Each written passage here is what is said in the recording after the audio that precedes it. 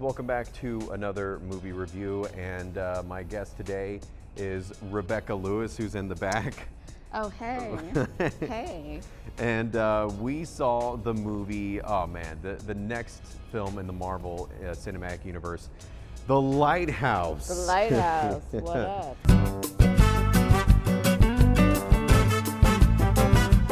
What did you think? What are your initial thoughts of The Lighthouse?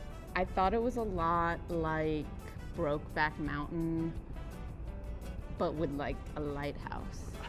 And like Eraserhead. It was a cross between Eraserhead and Brokeback Mountain, but they're at a lighthouse, and there's a lot of sexual tension. Yeah, there was a lot of weird, like it's marketed as like a suspense thriller thing, and yeah, this is the most tumultuous relationship that I've seen since Blue Valentine with Ryan Gosling. It was very like heavy stacked, and like there was a lot of couples fighting and everything like that, and I didn't know what to make of it. I think you and I definitely have a lot of questions about The Lighthouse, about what the central plot was about, and just everything that kind of makes it up. This is definitely one of the most confusing films that I've seen this year. I don't know, I mean, we're still digesting it, but what do you think was like the central theme of it? I think it was about two men who had a bipolar love-hate relationship. 1 minute they're hugging and dancing, one of them's naked, the next minute they're kicking each other. Yeah, there were too many scenes where it was like crazy visual, like all of a sudden Willem Dafoe's naked and he's like holding his fist and there's like light beams coming out of his eyes, and then he would just like wake up and be like boop doo doo doo doo, like the next day. I'm like, wait a minute, it's like, what was that crazy visual that just happened? Well, that's why I felt it was like Eraserhead, because Eraserhead is kind of like a nightmare of a movie. Yeah. Which this was a nightmare of a movie. Yeah. It really was. It was a lot of disturbing visuals.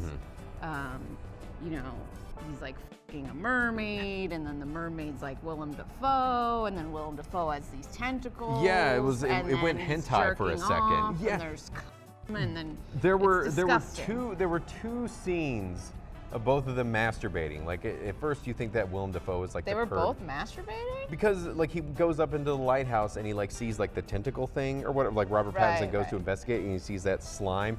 I mean, was that Willem Dafoe masturbating? I think it was, or it could have been also like the tentacle thing, like with like oozy stuff. What was the tentacle thing about? Well, that's the thing. There's like so many unanswered things. Like, what was the tentacle monster thing about? What, was Robert Pattinson crazy? Was Willem Dafoe crazy? I think they were both crazy, and maybe it was the island that was driving them crazy. You think it was like the force of the island? And there was like the force, it was like the force of the island, or Willem Dafoe was maybe a monster. Well, he looks like a monster, so that could be. It was actually like, I thought I was going to be really scared. I didn't even want to go. But then it turned out to be kind of funny. Like, that's kind of my beef with this movie, is because it's like I kind of get what the director was going for. He did The Witch, which is like critically acclaimed, but at the same time, was it like The Witch? How was it? Like everyone loves The Witch. Well, here's the thing: is that like I felt that he jumped too much tonally, because there would be scenes that I thought that he was trying to convey either suspense or something like that, but then it would almost come off like comedic and just weird. Yeah, it would be scary and suspenseful, and then all of a sudden Robert Pattinson would be like, "You're always farting." Yeah. And I hate your farts. And then everyone would laugh. And I also think it got might scary. I mean, yeah, and then also the scene where he like puts them on the leash, like that was more comedic, but that was the scene. Yeah, why was he a dog at the end? Well, again, I think that he just went crazy and was like, literally just. Well, I think it was also like punishment for like all the stuff that he made him do, because he practically made him. Or maybe I thought they switched body. I was like, maybe, like there were so many theories like that could have. I think I need to like. I feel like this was like by J.J. Abrams. It's like that Castle Rock thing whenever we watched it, and then at the end it left more questions than answers. Well, that was even more clear. Like Eraserhead was even more clear than that. Eraserhead was like, this guy's having a baby, it's a nightmare baby, his life is terrible. Or Vampire Baby, as Robert Pattinson would put it. Vampire Baby. Vampire Baby. This is the thing, I was always Team Jacob. I was never Team Edward. Well, maybe that's what it was. Maybe Willem Dafoe was Team Jacob, and that's what he was taking him out on him. No, but there were too many questions and not enough answers. Is because it's like, did he go crazy, or was it Willem Dafoe? And like you said, could it have been both? And then was it the force of the island? Was the mermaid even real? What was the thing? I think we're just basic, and I'm not deep.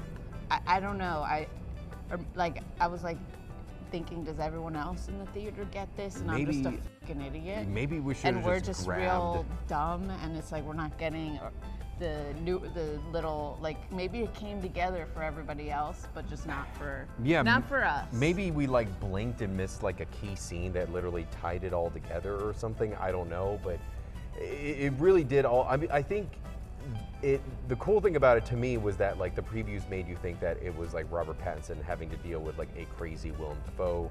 The entire movie, whenever you watched it, was like, oh no, this young lighthouse keeper is on the island with, crazy Willem Dafoe. Which it kind of was, but they kind of both were crazy. Well, that was the good part, is that Robert Pattinson was the one who ended up going crazy. And that's what I did like that. I did like the fact that they presented you with Robert Pattinson going crazy without literally telling you that I'm going crazy. Like they had him, like the close-ups of him, like just kind of staring at the lighthouse, of like kind of going crazy a little bit, kind of having like the Jack Nicholson from The Shining eyes. And one of the reasons I didn't want to see the movie too is because Willem Dafoe creeps me the fuck out. He scares the shit out of me.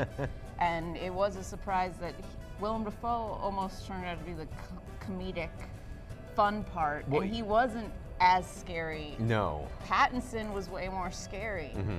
But that's what I liked. It kind of switched the roles of what you thought was going to happen. Yeah. And then Robert Pattinson, like in the beginning, you're kind of like, oh man, here's this young lighthouse keeper, and he kind of has this innocent story of like, oh, I'm just trying to make an innocent living so I can settle down and, white picket fence, even though it's like the early 1900s, so that whole nuclear family thing doesn't exist. But he's wanting to just settle down. But then as the movie goes on, you kind of find more dirt out. He spills his beans, but so did Pattinson steal someone's identity? Pattinson. So in the movie, Pattinson, like he's a timberman. Like all these weird sound bites. I'm thinking of like he's Willem a timberman. He was a timberman. timberman. He goes to work in the lighthouse because he thinks he can make a better living. He can make $1,000 a year. $1,000, which is still a lot of money. No, but he thinks that. So the reason that he like quote spills his beans is because. He watched, and it's kind of implied that maybe he killed him, but like whenever he was a timberman, he watched one of his, I think it may have also been his manager or boss that was also kind of bossing him around similarly to That Willem was the Dafoe. blonde guy. That was the blonde guy, and so he kind of like watched him at the riverside like accidentally fall in.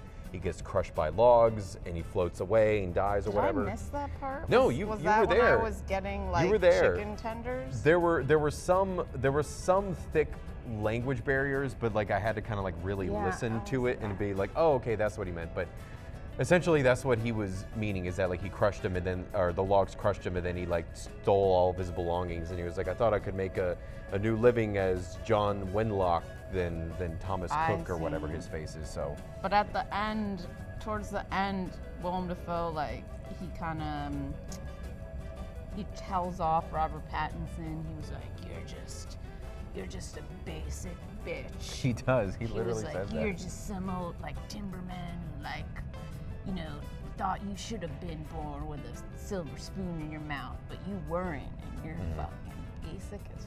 And then Pattinson was like, I can't stand you and I hate your farting. That was the thing that was like, this is almost like couples therapy. It was visually a really stunning movie. It was well shot. It looked cool. It was creepy. It was scary. The part at the end where he got to the lighthouse and he looked like he was one of those Chernobyl people dying of the radiation. That was kind of the weird part to me. Again, I will echo that. It was very well directed, very great look of the movie. It's supposed to kind of like sort of invoke the silent movie era, like the 20s, the movies of like the 20s and 30s, like the silent movies in the early talkies era. And then definitely at the end, that was the part that I was kind of like, what is he grabbing onto that all of a sudden looked like that he, should have taken a bunch of iodine pills. If you want to look like an intellectual, say that you like this movie. Yeah, Say that you got it. Say that you understood it.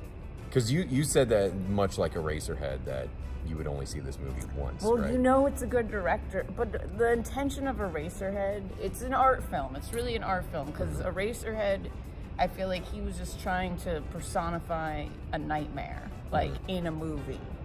And that's what it was. And watching this but it was a wasn't- nightmare. It's not a feel-good rom-com. I mean, you know? yeah, this is... It was like This is like if a- Mountain gone like wrong. Gone wild. No, this is like if Lars von Trier directed a romantic comedy. Rebecca, what would be your star rating out of 5? Or should we put like a bunch of question 5? marks? Yeah. Just like 5 question marks. Yeah. You know what? I want to seem smart. I'm gonna give it a 5. You're gonna give it 5 I'm out gonna of give 5? it a 5. Wow, just to seem smart. Just to seem like I know about movies. I'm an intellectual. You know, it was in black You're and a white. cinephile. Yeah. I'm a cinephile. This is what was the director's name? Oh my God, Eggers. Edgar. He did yeah. The Witch, which was, that was a Even though I great said it. film. I've never All right. seen it. Well, I will give the realistic rating of either between 2.5 and 3 stars. Again, I like whenever directors kind of go and do something different than what a lot of movies are doing nowadays, but it does leave a lot of unanswered questions that I'll probably, some article on Rolling Stone or some Watch Mojo video will answer for me, those top 10 countdown videos. But anyway, guys, I have been Mercer Morrison. And I'm Rebecca Lewis. Thanks for watching.